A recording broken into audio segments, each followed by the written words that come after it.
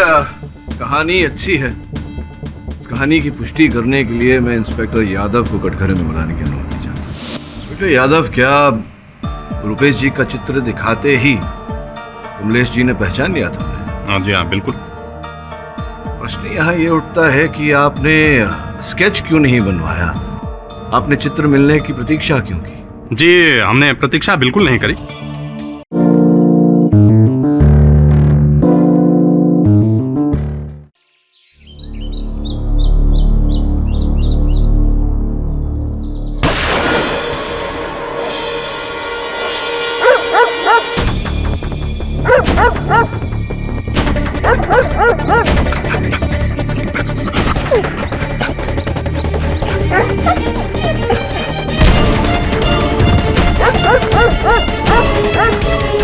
भाई साहब, ये आपका चश्मा ये गिर गया था यहाँ।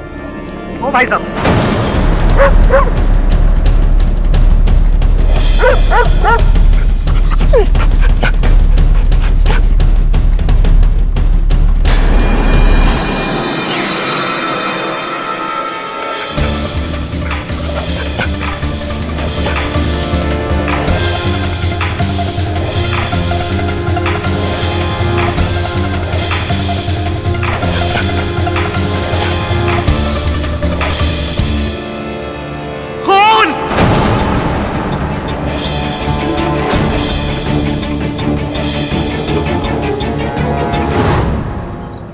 आसपास देखो, कोई सबूत छूटना नहीं चाहिए।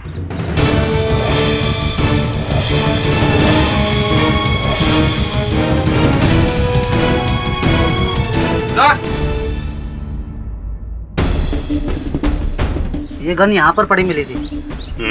इसका लाइसेंस नंबर चेक करो और देखो किसके नाम पे रजिस्टर्ड है। सर इस अन्य आदमी के सिवा कोई गवाह नहीं यहाँ पे। भागते वक्त खून से टकराया था शायद। तो तुमने खून होते हुए देखा है? नहीं, वो टकराया था मुझसे हड़बड़ी में। खून ही तुमसे टकराया था? अब पता नहीं, शायद। क्या कर रहे हो यहाँ तुम? क्या नहीं तेरा काम हो रहा है यहाँ? चलो यहाँ से, उसको भगाओ इधर से। क्या बोलना, जल्दी बोलो। क्या? सर ये आदमी गूंगा और बहरा है, ना ही कुछ बोल सकता है ना ही सुन सकता है। तुमने कुछ देखा है? क्या देखा है?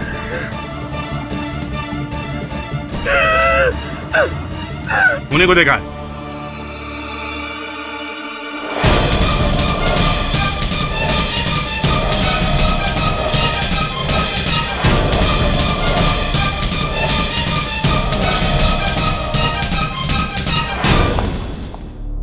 तो बंदूक का डिटेल्स मिल गया। ये उनका फोटो।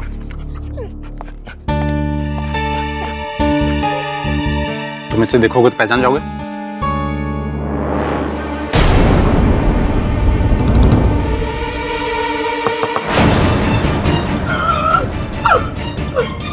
यही था। तुम उसे टच करोगे पहचान जाओगे? जी हाँ। हवलदार, गाड़ी निकालो। Good morning sir. Morning, how are you? Very well sir. Sir mister Rupesh Bajaj का फोन आया था। बहुत परेशान लग रहे थे। हाँ, क्यों? सर कह रहे थे कि अगर आपने उनकी मदद नहीं की तो उनको 50 करोड़ का नुकसान हो जाएगा। हद करता है रुपेश भी।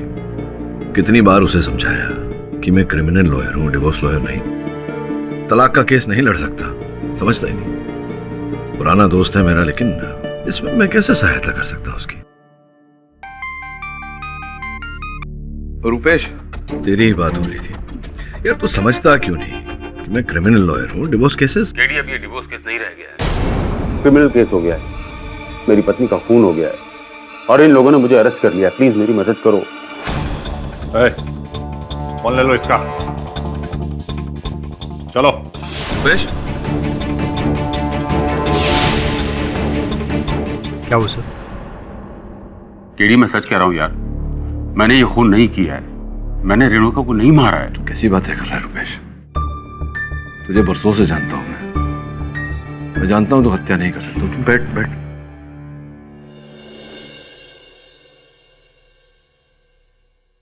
देख अब्बा, तुझ पर आरोप तो लगाया गया है, मुकदमा तो लड़ना पड़ेगा। तू चिंता मत कर।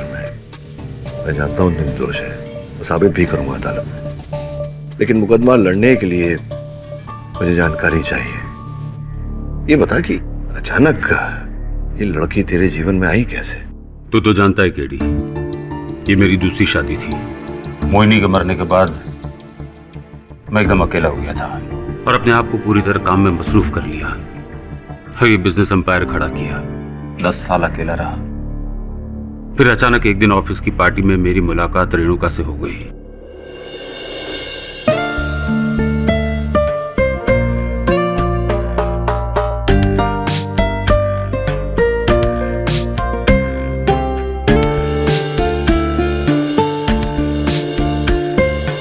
हम जल्दी एक दूसरे के काफी करीब आ गए।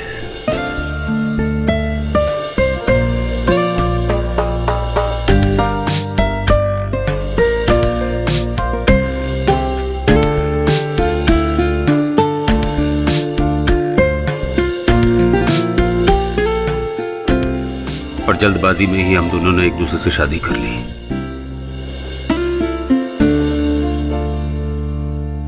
पर शादी के कुछ दिनों बाद मुझे पता चला कि उसने मेरे प्यार के लिए नहीं, मेरी दौलत के लिए मुझसे शादी की थी।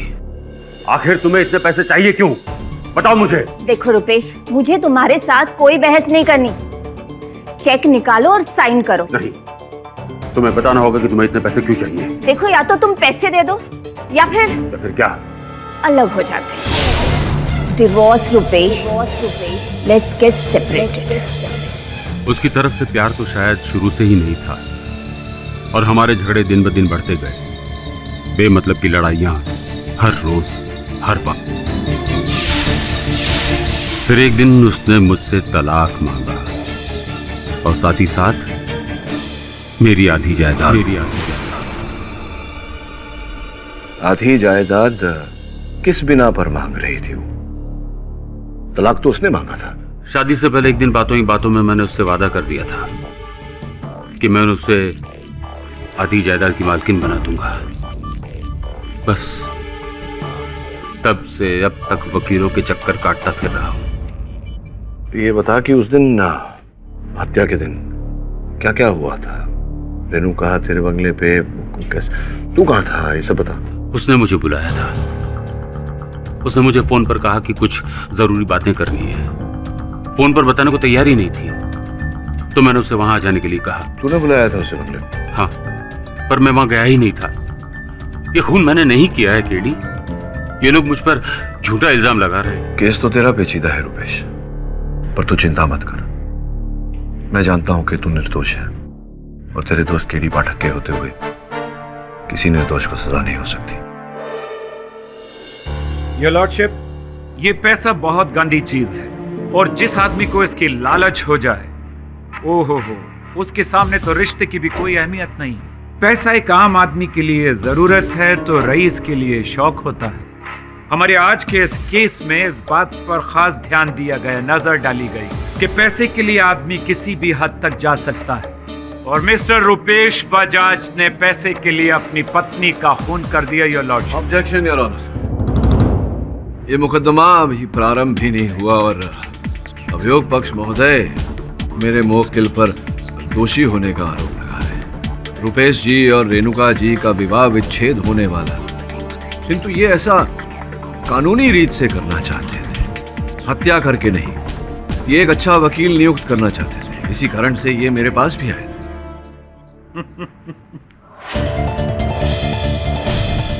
ये वो हथियार है, रजिस्टर्ड हथियार, जिससे कि वो कत्ल हुआ है और ये हथियार जनाब रुपेश बजाज साहब के नाम रजिस्टर्ड है। राइट हुजूर, मेरे पास ये कुछ सबूत हैं, ये कागजात हैं जिस पर इनकी उंगलियों के निशानात भी पाए गए हैं इस हथियार पर। ये मैं आपकी नजर करता हूं। ये मेरा ही रिवॉल्वर है, पर मैं नहीं जानता कि ये मौका वारदात पर कैसे पहुंचा। एक बार मेरी गाड़ी में से सामान चोरी हुआ तो उसके बाद से मैं ये सिक्योरिटी के तौर पर रखने लगा हूं, लेकिन आज तक कभी इस्तेमाल नहीं किया। योर ऑनर, इनका रिवॉल्वर घटना स्थल पर कैसे पहुंचा इसके तो अनेक रास्ते में निकाल सकता हूं। तो ओके ओके ओके, एक मिनट।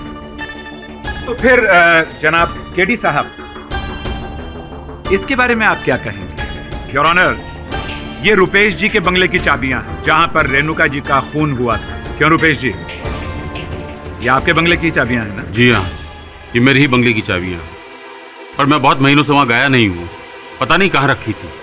योर ऑनर, रुपेश जी का पूरा ध्यान इनके काम में रहता था। ये छोटी छोटी चीजें, चाबी कहाँ गई, चाबी कहाँ रखी हैं, गाड़ी कहाँ पार्क की, ये अक्सर भूल जाया करते थे। और इस बात की पुष्टि करने के लिए मैं रुपेश जी की सेक्रेटरी लीसा को कटघरे में बुलाने की अनुमति चाहता हूँ। अनुमति है।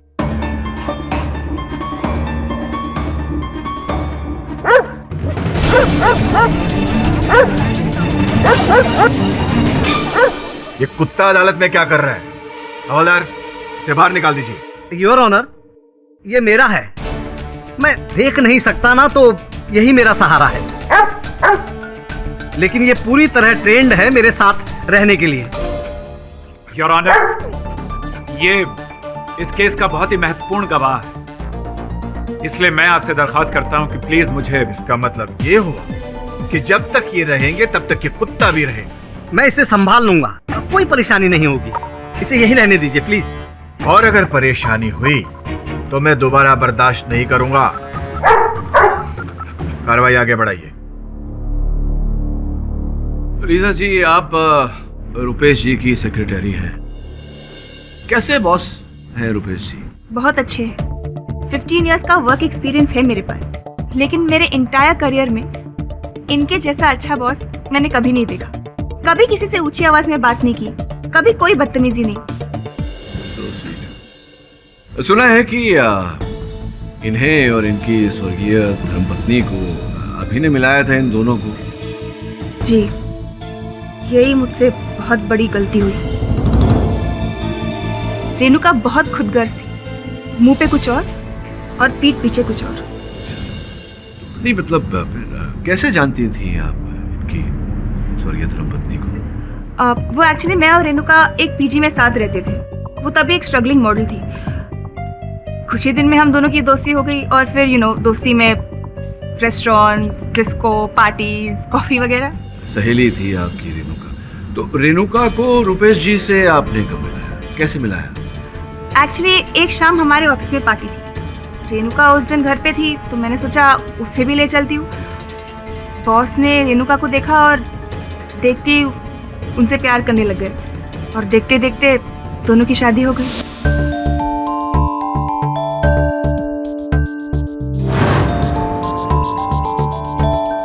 सच बोलो तो उस वक्त मैं बहुत खुश थी। मेरे बॉस और मेरी best friend, it's such a great feeling.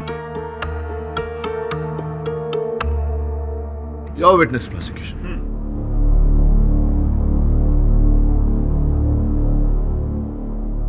पर धीरे धीरे मिस्टर रुपेश बजाज बदलने लगे। रुपेश जी बात बात पर गुस्सा होने लगे, और एक पॉइंट पर आकर इतना गुस्सा हुए कि इन्होंने अपनी ही गन से अपनी बीवी रेणुका का कत्ल कर दिया। नहीं सर, रुपेश सर ऐसा कुछ नहीं कर सकते।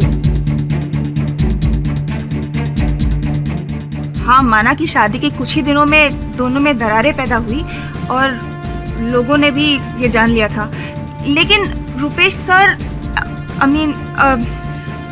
इन्होंने जो कुछ भी किया वो उनकी गलती नहीं थी। रुपेश सर बहुत अपसेट थे।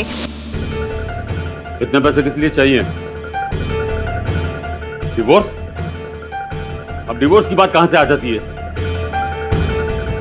जो करना है करो।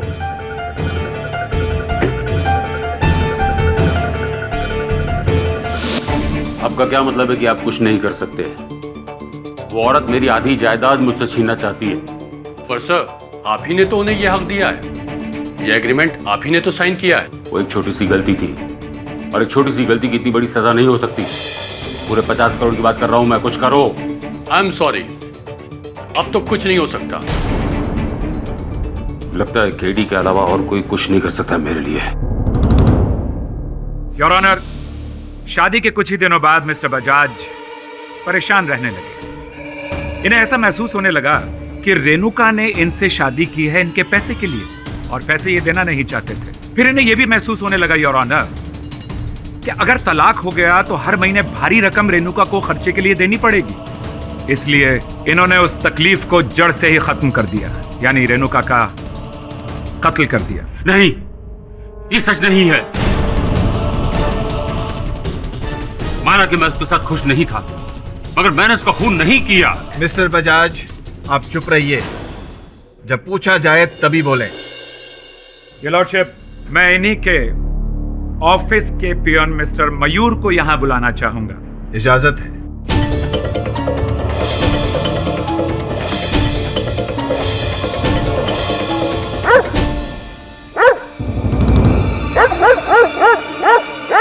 मैं ऐसे सुनवाई नहीं कर सकता। इस कुत्ते को बाहर ले जाइए। क्षमा कीजिएगा, ये कभी ऐसा नहीं करता है। पता नहीं आज इसे क्या हो गया है। जो भी हुआ है बाहर जाकर देखिए। जी, मैं लेकर जाता हूं इसे बाहर।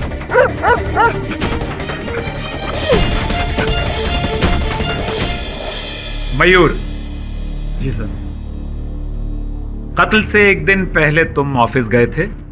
जी, वैसे तो मैं रोज 6 बजे तक घर निकल जाता हूँ, लेकिन उस दिन कुछ काम ज्यादा आ गया था, तो मैं उस दिन ऑफिस में ही रुक गया था। अच्छा मयूर, उस दिन ऑफिस में कोई ऐसी खास घटना हुई थी? जी, मुझे अपना काम करते करते ऑफिस में कुछ ज्यादा देर हो गई थी। लगभग सभी लोग ऑफिस से जा चुके थे।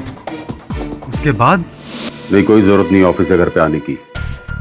मैं अपनी चीजों पर तुम्हारा साया भी पड़ने देना नहीं चाहता हूँ। नहीं, आखिरी बार। ओके ठीक है, मट के बंगले पर आ जाओ 3 साढ़े 3 बजे। चाबियां तो तुम्हारे पास भी हैं।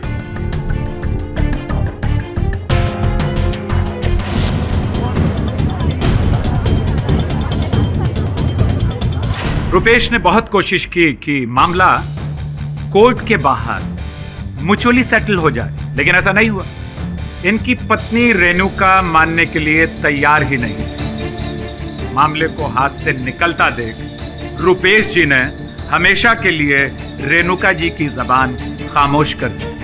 मैंने मिलने के लिए नहीं बुलाया था उसे, उसने मुझे बुलाया था, और मैंने ये खून नहीं किया। देखिए बजाज साहब, आपको 12 ताकीद की जा चुकी है, इल्तिजा की जा चुकी है कि आप तभी जवाब दें जब आपसे पूछा जाए। मैं बोलूं अगर आपको आपत्ति ना हो। जी प्लीज प्लीज। योर ऑनर, अभियोग पक्ष महोदय, ये जो 2 और 2 को जोड़कर 5 बना रहे हैं, इसका कोई अर्थ नहीं है। रुपेश जी के विवाह विच्छेद का केस अदालत में चल रहा था, कुछ ही दिनों में परिणाम आने वाला था। इस मोड़ तक पहुंचकर वो अपनी पत्नी की हत्या क्यों करेंगे? अगर अपनी पत्नी की हत्या करनी होती तो पहले ही कर देते। जनाब केडी साहब, इसका भी जवाब है मेरे पास। मैंने अभी अभी अदालत को बताया और पहले भी बता चुका हूं कि इन्होंने 12 ये कोशिश की कि अपनी पत्नी से सुलह कर लें, लेकिन मामला सुलझ नहीं रहा था। मामले को उलझते देख योर ऑनर, बजाज साहब ने अपनी पत्नी को खत्म करने के लिए बहुत ही घटिया तरीके का इस्तेमाल किया। कुरैशी साहब, एक बात बताइए जी।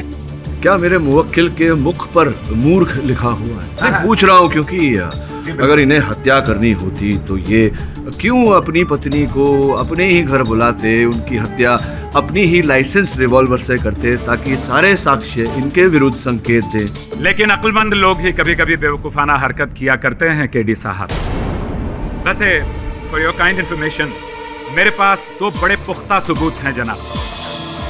अदालत से मैं गुजारिश करूंगा कि 2 ऐसे गवाहों को मैं बुलाना चाहूंगा जो कत्ल के वक्त वहां मौजूद थे जहां बजाज साहब अपनी बीवी का कत्ल कर रहे थे। पहले गवाह संतोष कुमार। सर, वो मैं बंगले के बाहर बस स्टॉप पर खड़ा था। अचानक गोली चलने की आवाज आई। टफी मेरे को उस तरफ लेकर गया और इसी हड़बड़ाहट में मैं उस आदमी से टकरा गया। संतोष, कुछ याद आता है कैसा था वो आदमी? मतलब उसका शरीर, क्या बनावट, क्या कैसा था? जी हाँ, वो हट्टा कट्टा था। योर ऑनर, इनके विवरण के अनुसार तो वो व्यक्ति मैं भी हो सकता था। हट्टे कट्टे सैकड़ों लोग हैं इस शहर में, कोई भी हो सकता था। वेल केडी साहब, मेरे पास एक और भी सबूत है। एक मिनट। संतोष, जब तुम उनसे टकराए हट्टे कट्टे आदमी से, उसने क्या पहना हुआ था? कहीं कोई बात याद आती है कि क्या था उसके शरीर पर? जी, वो उस दिन, हाँ, उन्होंने सूट पहना हुआ था। Just a moment.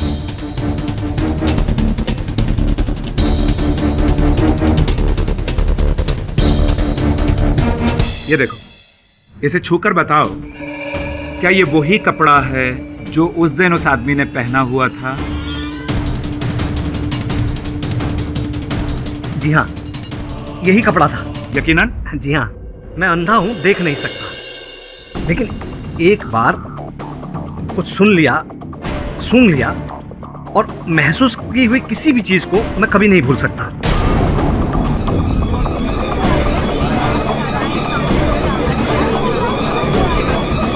Order order, silence in the court please. Rupesh ji, आप ही का सूट है ना? जी जी, पर उस दिन भी आपने यही सूट पहना हुआ था जिस दिन आपने अपनी पत्नी का कत्ल किया था, यस? योर ऑनर, फिर से बहुत ही कमजोर दलील। इस कपड़े के थान में से ऐसे सैकड़ों सूट बने होंगे। जी केडी साहब, एक और पुख्ता सबूत है मेरे पास। संतोष, तुमने अपने बयान में कहा था कि उन्होंने खास तरह की परफ्यूम लगाई हुई थी। क्या परफ्यूम थी? जी हाँ, एंजल परफ्यूम का एक्वा फ्रेश वर्जन था वो। जज साहब, अब मैं लीजा से कुछ सवाल करना चाहूंगा। लीजा, ये रुपेश जी को एक अजीब आदत है। तुम तो इनके साथ काम करती हो, तुम्हें तो पता होगा। ये परफ्यूम के बारे में कुछ अजीब सी आदत है इनकी। जी, एक्चुअली रुपेश सर को भूलने की आदत है। कभी कभी एब्सेंट माइंडेडली वो अपनी बीवी का परफ्यूम लगाकर ऑफिस आ जाते थे। योर ऑनर, एक हट्टा कट्टा आदमी ऐसा ही, मेरा मतलब है वैसा ही मटेरियल पहने हुए, वैसा ही परफ्यूम लगाए हुए इन्हीं के बंगले से खून करके भागता है। ये कोइंसिडेंस की कुछ ज्यादती नहीं हो गई?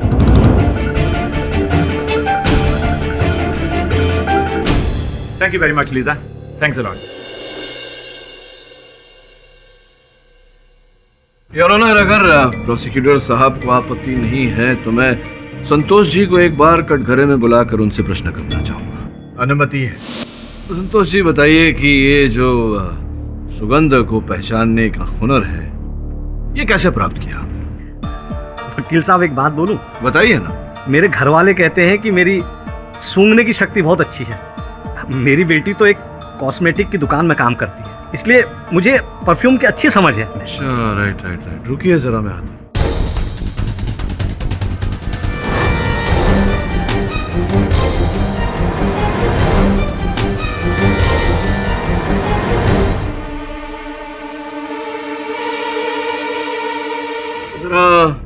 ये सूंघकर पहचान के देखिए, ये वही है जो उस दिन उस व्यक्ति ने लगाया था जो आपसे टकराया था? वकील साहब, आप ना मुझे फंसा रहे हैं। ये वो नहीं है, ये तो कूल कंफर्ट का हॉट एंड स्पाइसी वाला परफ्यूम है। अरे क्षमा कीजिएगा, भूल हो गई मुझसे। ये वाला है, देखिए, ये वाला ही है ना? ये भी नहीं है जी, ये एक्वा फ्रेश वर्जन ही है, लेकिन दूसरी कंपनी का है।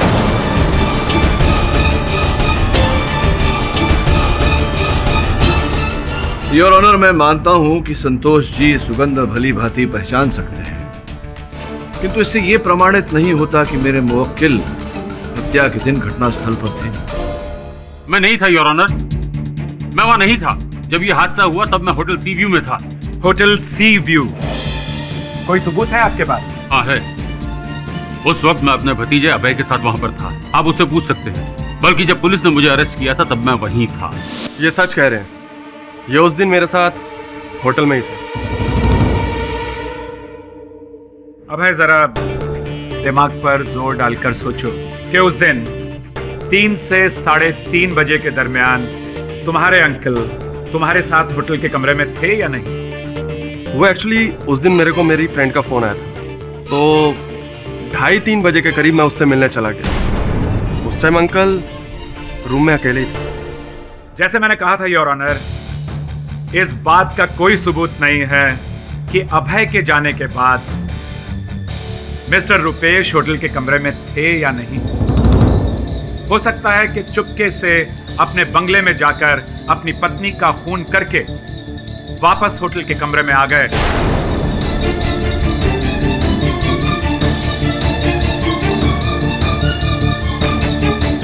और सबसे बड़ी दिलचस्प बात तो यह है योर ऑनर कि इनका बंगला होटल सी व्यू से सिर्फ 5 मिनट की दूरी पर है।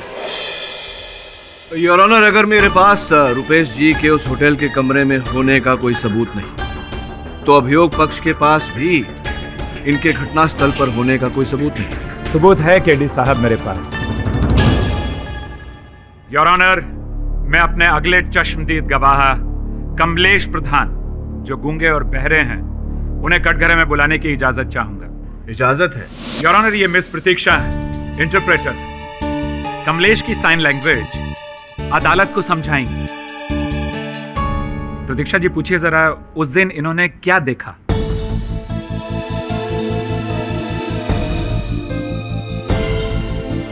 मैं घर जा रहा था और मेरे शूज की लेस खुल गई थी।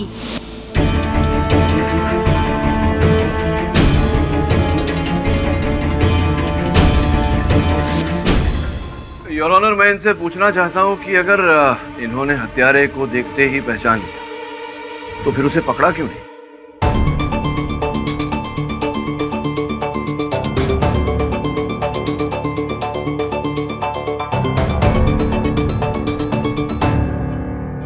मैं जब जूते की लेस बांध रहा था तब मैंने बंगलो के अंदर एक आदमी को जाते हुए देखा, सूट पहने हुए।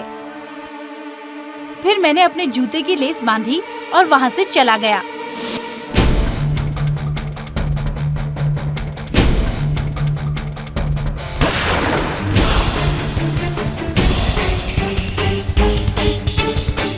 योर ऑनर, ये सारा का सारा हादसा लगभग 2 मिनट के भीतर हुआ। कमलेश ने इन्हें बंगले के अंदर जाते हुए देखा। वो पलटकर जाने लगा कि तभी गन फायर हुआ और वहां मौजूद रेणुका जी की गोली लगने से मौत हो गई। गोली की आवाज सुनकर संतोष बंगले के अंदर भागा। भागते हुए खूनी से टकराया जो भाग रहा।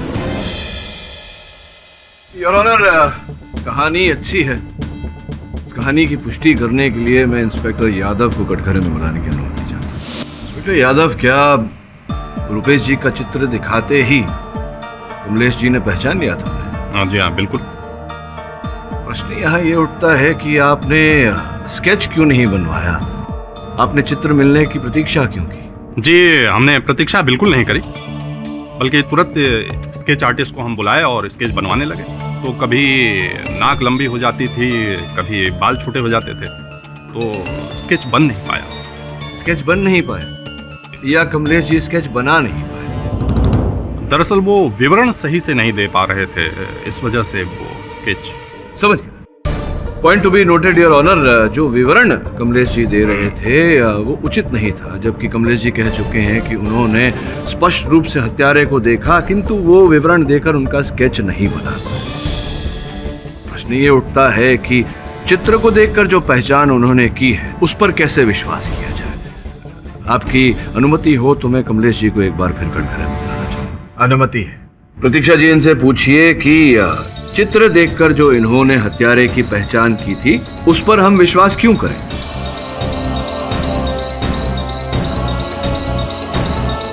क्योंकि मुझे पूरा यकीन है कि ये वही है और ये वही है। अच्छा, इनसे पूछिए कि इन्होंने स्पष्ट रूप से देखा था उस दिन इन्हें ही?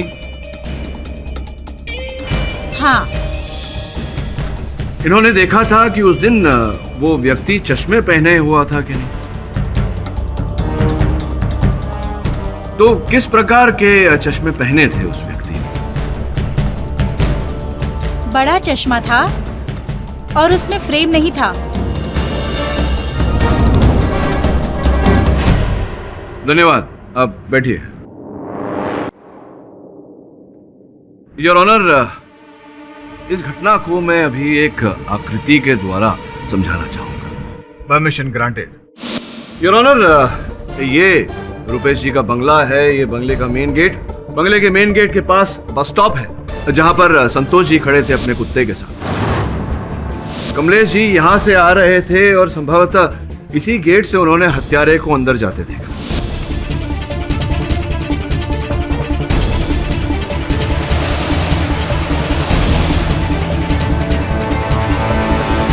कमलेश जी ने यहां अपने जूते के फीते बांधे।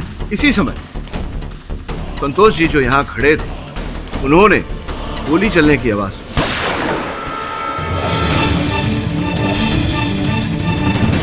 वो मुख्य द्वार से उन्होंने प्रवेश किया और यहां पर कहीं वो हत्यारे से टकराए। अंदर जाते ही उन्हें लाश प्राप्त हुई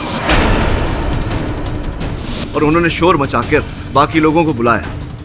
कमलेश जी भी पीछे पीछे बंगले के अंदर आ गए। योर ऑनर, मिस्टर पाठक, ये सब हम सुन चुके हैं। इसे दोहरा कर आप क्या बताना चाहते हैं? प्रश्न पूछना चाहता हूं यार, कि ये पूरी घटना 2 मिनट के अंदर घटी। हत्यारा अंदर गया, रेणुका जी की हत्या की, वहां से भागते हुए संतोष से टकराया और फिर वहां से भाग गया। इस समय में चश्मे कब बदले हत्यारे ने? चश्मा? ये चश्मा कहां से आ गया? यही प्रश्न तो मैं संतोष जी से करना चाहता हूं यार। आपकी अनुमति हो तो उन्हें करना है। अनुमति है।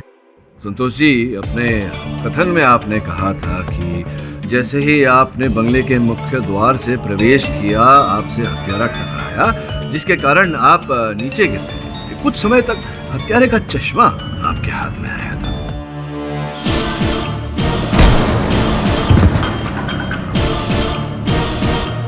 भाई साहब, ये आपका चश्मा ये गिर गया था यहाँ।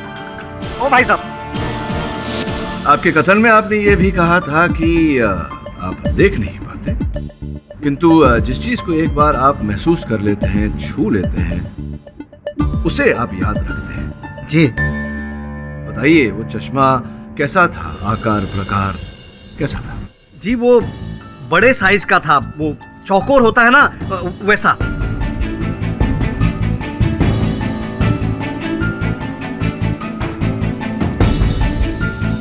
बड़े साइज का चौकोर चश्मा। जी, धन्यवाद, बैठिए। योर ऑनर, दोनों गवाहों के कथन के बाद ऐसा लग रहा है कि या तो कमलेश जी ने किसी और ही व्यक्ति का वर्णन दिया है, उन्होंने ठीक से हत्यारे को देखा नहीं, या दोनों अलग अलग व्यक्तियों का वर्णन दे रहे हैं। आपका इशारा किसकी तरफ है? इनके जैसा सूट, इनके जैसा लेडीज परफ्यूम कोई और पहन कर आया था? ये तो मैं नहीं जानता योर ऑनर, किंतु इतना जानता हूं कि हत्यारा जो भी बड़ा शातिर है। एक ही बार में उसने रेणुका जी और रुपेश जी दोनों से अपनी दुश्मनी निकाल ली। रेणुका जी की हत्या कर दी और उस आरोप रुपेश जी को फंसा दिया। मुझे संदेह है योर ऑनर कि ये रुपेश जी के निकट का ही कोई व्यक्ति है, ना इनके बंदूक तक कैसे पहुंचता?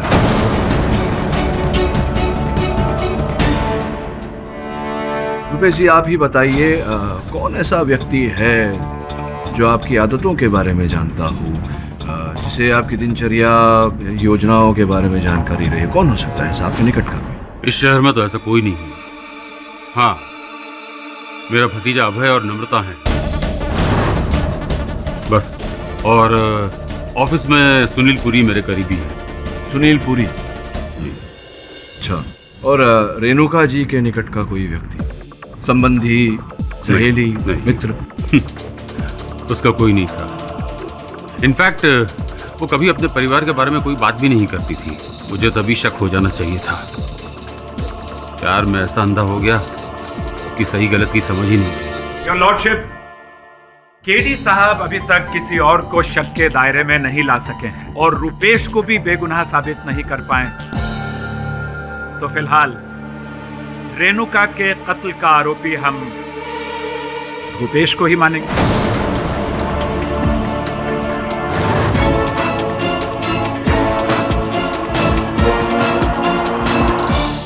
केडी साहब अभी तक किसी और को शक के दायरे में नहीं ला सके हैं और रुपेश को भी बेगुनाह साबित नहीं कर पाए। तो फिलहाल रेणुका के कत्ल का आरोपी हम रुपेश को ही मानेंगे।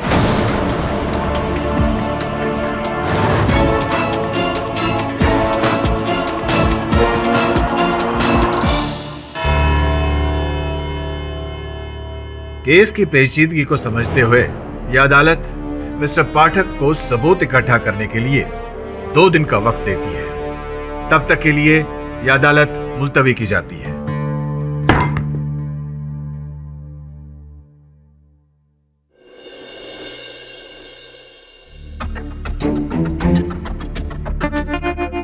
केस की कोई खोई हुई कड़ी है जो हमें दिखाई नहीं दे रही, मिल नहीं रही। सोचने वाली बात यह है कि ऐसा व्यक्ति कौन हो सकता है जिसने रुपेश की तरह कपड़े पहने, या तो उसका कोट या वैसे ही कपड़े से बना कोट, लेडीज परफ्यूम भी लगाया।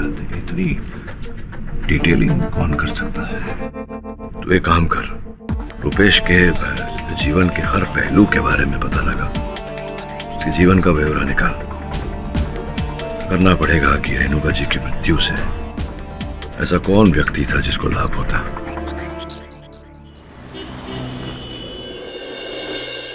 हाय, मेरा नाम वरुण है। मैं मिस्टर केडी पाठक का असिस्टेंट। हेलो सर, मैं आपकी क्या मदद कर सकता हूँ? मुझे ऑफिस की हर चीज़ चेक करनी है। जी बिल्कुल, ये सर का केबिन है, आप जो चाहे चेक कर सकते हैं। आइए प्लीज़। Thank you.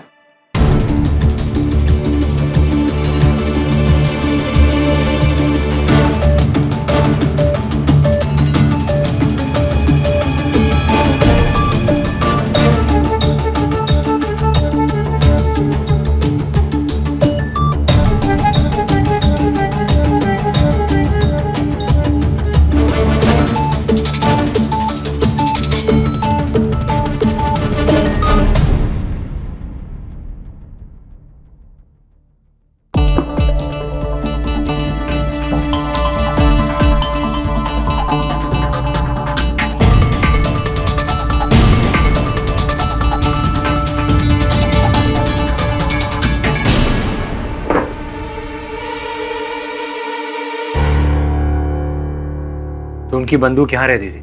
जी। इसे लॉक करके नहीं रखते थे? अभी भी खुला हुआ? जी नहीं।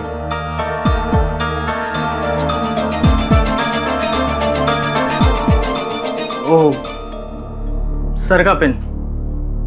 Nice pen.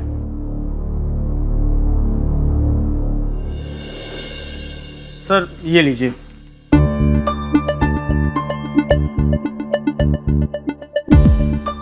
इस लिस्ट में सारे ऊपर से नीचे तक हर कर्मचारी के नाम और नंबर है। जी, सारे के सारे। अच्छा मिस्टर पुरी, मुझे एक बात बताइए, ऑफिस में वो कौन लोग थे जो मिस्टर बजाज की दिनचर्या के बारे में बहुत अच्छी तरह से जानते थे? मेरा मतलब ये है कि वो कब आते थे, कब जाते थे, किससे मिलते थे, कौन से डोर में क्या कहाँ रखते थे? सर, किसी एक व्यक्ति के बारे में इशारा करना तो बहुत मुश्किल है, क्योंकि मिस्टर बजाज कभी भी किसी चीज़ को कहीं भी रखकर भूल जाते थे, इसलिए सारे ड्रॉवर्स खुले रहते हैं। एक चीज़ को ढूंढने के लिए 10 जगह चेक करना पड़ता है। अब इसे ही देखिए ना, ये सब होने के 2 दिन पहले ही मिस्टर बजाज पूरी ऑफिस पर चिल्लाने लगे कि उनका पेन कहाँ गया। दरअसल ये पेन बहुत महंगा है, उनके एक दोस्त ने उन्हें प्रेजेंट किया था, और देखिए ये मिला भी तो सर के ड्रॉवर में। इसका मतलब ये हुआ कि उनकी चीज़ तक ऑफिस का कोई भी इंसान बहुत आसानी से पहुंच सकता था। जी। अच्छा, ऑफिस में कोई ऐसा इंसान जो उन्हें नापसंद करता था? मेरा मतलब मिस्टर बजाज ने किसी पर चिल्लाया हो या डांटा हो, कोई इंसान जो नाराज हो, उनसे बदला लेना चाहता हो। मेरा मतलब मिस्टर बजाज ने किसी पर चिल्लाया हो या डांटा हो, कोई इंसान जो नाराज हो, उनसे बदला लेना चाहता हो। बिल्कुल नहीं सर, मिस्टर बजाज कभी किसी के साथ बदतमीजी से पेश ही नहीं आए। इसलिए आप देखेंगे कि जितने भी कर्मचारी इस कंपनी को ज्वाइन किए हैं, आज तक वो यहीं टिके हुए हैं। ऐसे बॉस इस दुनिया में कहाँ मिलते हैं।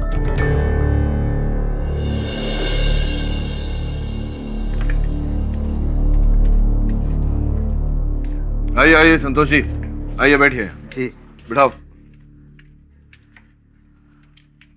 जी धन्यवाद। देखिए ना, आज कितना शांत है ये। उस दिन अदालत में पता नहीं इसे क्या हो गया था। अदालत में इतने सारे लोगों को एक साथ देखकर चौंक गया होगा। जी शायद। हाँ संतोष जी, यहाँ आने का आभार मानता हूँ मैं आपका। बताइए, आप तो उस दिन घटनास्थल पर थे, बाकी बातें तो आप अदालत में बता ही चुके हैं।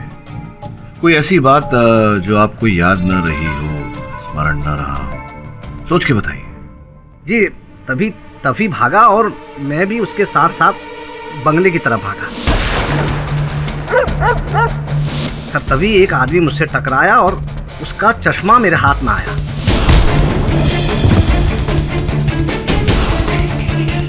मैंने उस आदमी को उसका चश्मा लौटाया और मैं लाश की तरफ चला गया। ये सारी बातें तो आप अदालत में कह चुके हैं। मैं पूछ रहा था कि इनके अतिरिक्त अगर कोई बात, कोई घटना घटी हो, कोई वाहन गया हो। जी जी जी जी हाँ, मैंने एक आवाज सुनी थी। कहाँ? बंगले के अंदर से? जी हाँ, मैं जिस वक्त बस स्टॉप पर खड़ा था ना, उसी वक्त वो आवाज बंगले के अंदर से आई थी और वो किसी औरत की आवाज थी। महिला की आवाज थी? क्या क्या कह रही थी वो? वो कह रही थी कि नहीं तुम ऐसा नहीं कर सकती, नहीं तुम ऐसा नहीं कर सकती, ऐसा कुछ बोल रही थी। तुम ऐसा नहीं कर सकती जी या सकता? जी नहीं, आई एम श्योर, मैंने सुना था अपने कानों से। वो कह रही थी कि नहीं नहीं तुम ऐसा नहीं कर सकती। संभवतः ये आवाज रेणुका जी की रही होगी। सब ठीक हो गया, अब रुपेश को कोई भी नहीं बचा सकता। वो टॉप का वकील केडी पाठक भी नहीं।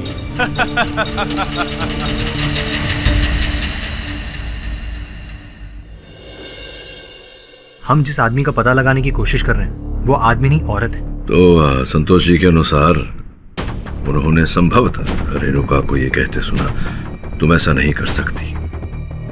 इसका सीधा सीधा अर्थ ये निकलता है कि वहां बंगले के अंदर कोई पुरुष नहीं था, महिला थी।